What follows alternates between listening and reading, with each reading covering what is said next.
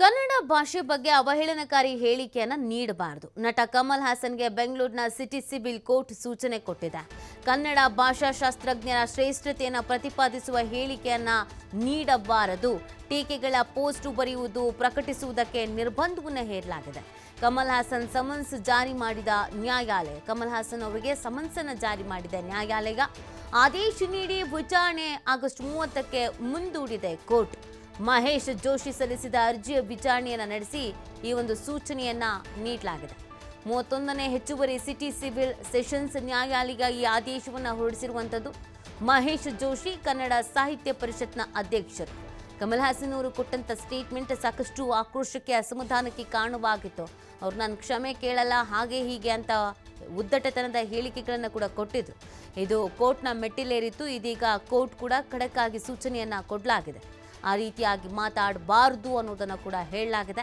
ಕಮಲ್ ಹಾಸನ್ ಅವರಿಗೆ ಸಮನ್ಸನ್ನ ಜಾರಿ ಕೂಡ ಮಾಡಿದೆ ನ್ಯಾಯಾಲಯ. ಇನ್ನು ಆದೇಶವನ್ನು ನೀಡಿ ವಿಚಾರಣೆಯನ್ನು ಆಗಸ್ಟ್ 30ಕ್ಕೆ ಮುಂದೂಡಲಾಗಿದೆ.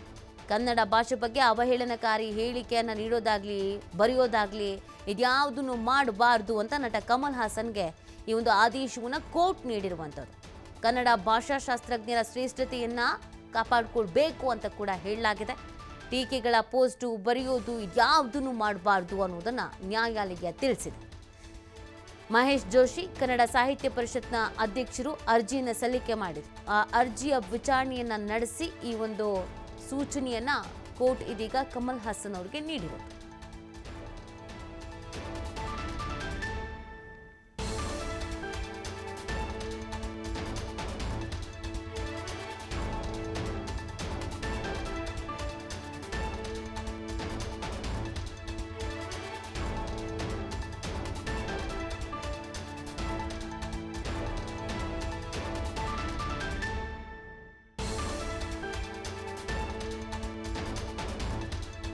ನೋಡಿ, ಕಮಲ್ ಹಾಸನ್ ಕೊಟ್ಟವರ ಹೇಳಿಕೆ ಇತ್ತಲ್ಲ, ಈ ಹೇಳಿಕೆ ಸಾಕಷ್ಟು ಆಕ್ರೋಶಕ್ಕೆ, ಅಸಮಾಧಾನಕ್ಕೆ ಕಾರಣವಾಗಿತ್ತು. ಹೋರಾಟಗಳನ್ನು ಮಾಡಲಾಗಿತ್ತು, ಕೋರ್ಟ್ನ ಮೆಟ್ಟಿಲೇರಲಾಗಿತ್ತು. ಕಾನೂನಾತ್ಮಕ ಹೋರಾಟವನ್ನು ಮಾಡ್ತೀವಿ ಅಂತ ಕಾನೂನಾತ್ಮಕ ಹೋರಾಟವನ್ನು ಮಾಡಲಾಗ್ತಾ ಇತ್ತು. ಇದೇ ಸಂದರ್ಭದಲ್ಲಿ ಇದೀಗ ಆದೇಶವನ್ನು ಆಗಸ್ಟ್ 30ಕ್ಕೆ ಮುಂದೂಡಲಾಗಿದೆ.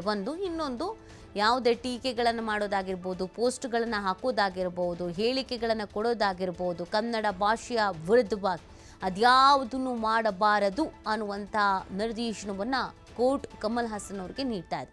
ಕಮಲ್ ಹಾಸನ್ ಅವರು ಎಷ್ಟೇ ದಿಗ್ಗಜ ನಟ ಇರ್ಬೋದು ಅಥವಾ ಅವರು ದೊಡ್ಡ ಕಲಾವಿದನೇ ಇರ್ಬೋದು, ಅದು ಬೇರೆ. ಆದರೆ ಭಾಷೆಗಳ ಬಗ್ಗೆ ಮಾತನಾಡುವಾಗ ಬಹಳ ನಾಲಿಗೆಯನ್ನು ಹಿಡಿತದಲ್ಲಿ ಹಿಡ್ಕೊಂಡು ಮಾತಾಡಬೇಕಾಗಿತ್ತು. ಆದರೆ ಅವರೇ ಮಾಡಿದಂಥ ಎಡವಟ್ಟು ಇದೀಗ ಅವರನ್ನು ಸಮಸ್ಯೆಗೆ, ಸಂಕಷ್ಟಕ್ಕೆ ದೂಡ್ತಾ ಇದೆ.